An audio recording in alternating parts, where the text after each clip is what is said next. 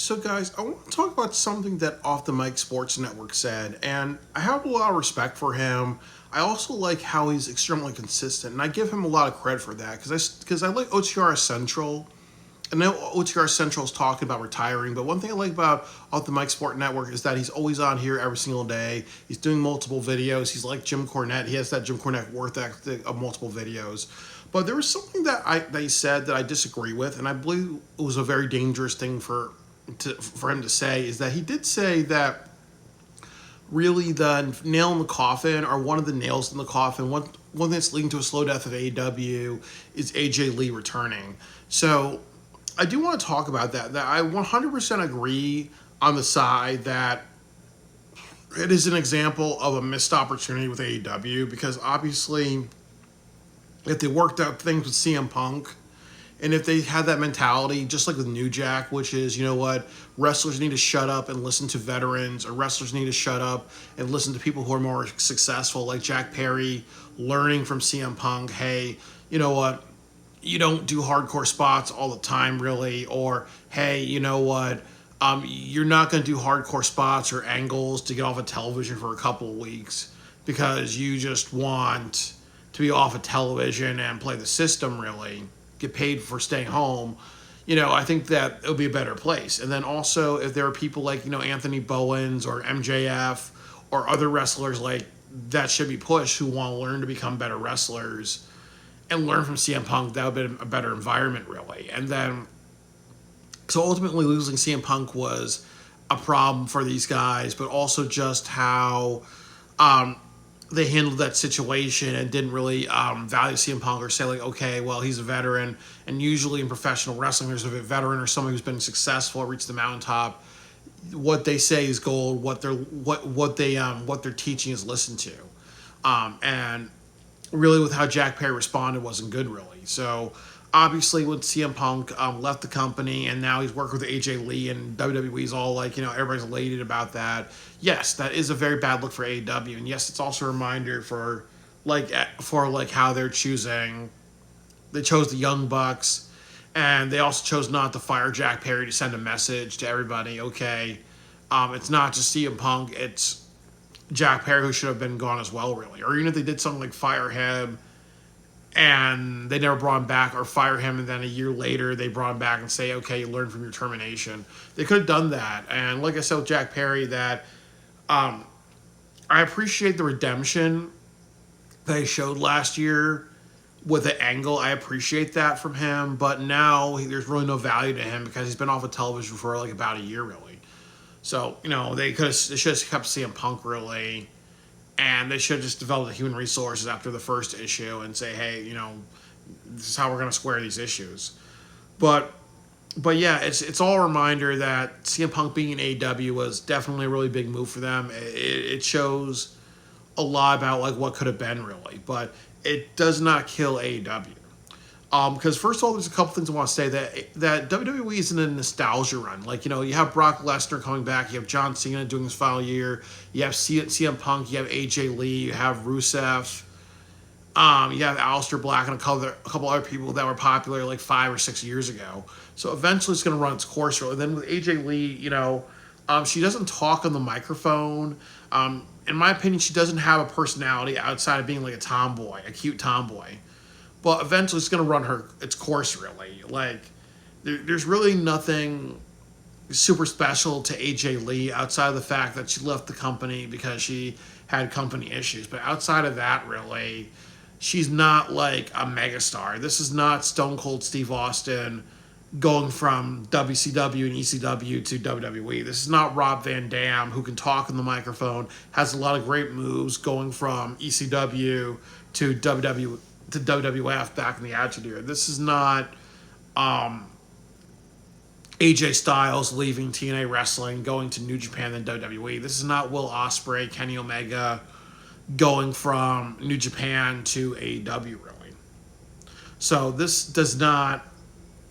AJ Lee's personality and charisma is strong. No, her charisma is strong, her personality is not that strong, but it's not going to like ruin AEW.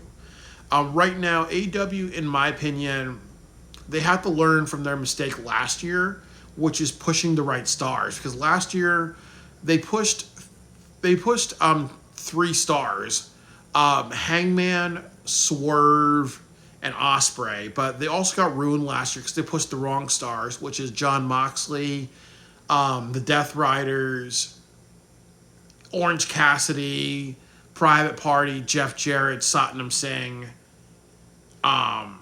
Darby Allin. With Darby Allin, they did a bad job with him because he was over when Sting retired, but then they allowed him to climb Mount Everest, which was stupid. If somebody has that momentum, you just say, fuck you. That's gonna wait a couple of years. You're gonna be here working, and your goal to climb Mount Everest shouldn't happen really. So last year, it ended with them pushing the wrong people. That's when their ratings went down. And then also on top of that, really, they also pushed Bryan Danielson, which was a bad choice because if he was going to retire in a month, really, why would you make him the champion? Why would you have bad follow-up to him being champion by having John Moxley, and that killed the ratings, really. So really that to happen last year, but the lesson this year is pushing the right talents, really. So, pushing Kyle Fletcher, I agree with. Looking at the Don Callis family and saying, hey, there's people like Konosuke Takashita that has a lot of potential. There's Josh Alexander, who's a former TNA champion, who can talk in the microphone, who rebuild TNA wrestling, who could have high endurance matches. Let's do something with him. Anthony Bowens can talk in the microphone. Let's do something with him. Oh, let's look at so like Nyla Rose. Let's bring Nyla Rose back.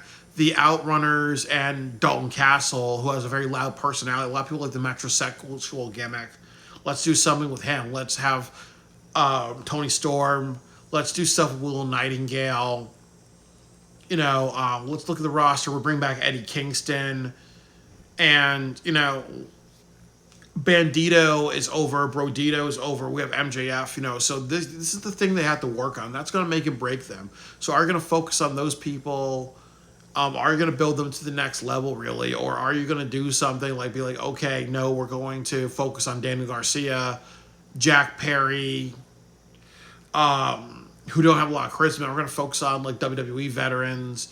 Don Callis needs a lot of work, really, but he should not be in every segment because it looks very repetitive, and that's also bad booking because if somebody's appearing 4 or 5 times on a show, that's just that's overexposure, really. But that's really what's going to make and break AEW right now. Is who they really, really pushed. Mark Briscoe's like a modern day Mick Foley, really. But ultimately, AJ Lee and CM Punk, that's not going to kill AEW. It really comes down. There has to be a couple more kill shots.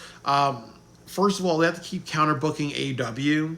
They have to make WWE 214. They're not that good with stories in WWE. They're good to a certain level, but there's nothing really captivating. So they have to keep doing that. And ultimately, what they're doing in WWE is that it's a nostalgia trip, but they're also taking a lot of former AEW people and putting them as stars, really. So a lot of people can kind of see the bullshit, really. Like, where it's like, okay, you're just showing off that people are better off in your company, really. But eventually, that's going to run its course, really. And eventually, a lot of people are going to be say it's repetitive. Oh, well, maybe somebody's having a bad career and they have a lot of potential, really. They should just go to AEW for a couple of years and then come back, So yeah, it runs its course, really. So there's a couple more other like big kill shots they have to do, but also, like I said, the Nostalgia Act, eventually it's going to become like the Conway Twitty thing where it runs its course, really. So I do just hope that people understand that about AEW. Like, yes, they do have a lot to work on, but I really, really feel in my heart of hearts, they haven't done enough to kill the company yet. I mean, AJ Lee and CM Punk is not enough to kill that company, but AEW, like probably from now until Wembley Stadium, it has to be restructured. It has to be building your next generation. It has to be getting over. It has to be compelling stories. It has to be that goal. 90,000 people at Wembley Stadium. We can't do something like like say, okay, that's not working. We're going to cancel it or go down to the O2 Center. So that's the thing, really. It's not AJ Lee and CM Punk that's going to be the kill shot of AEW. It's really going to be a lot of just like other major choices that they have to do to get their company together.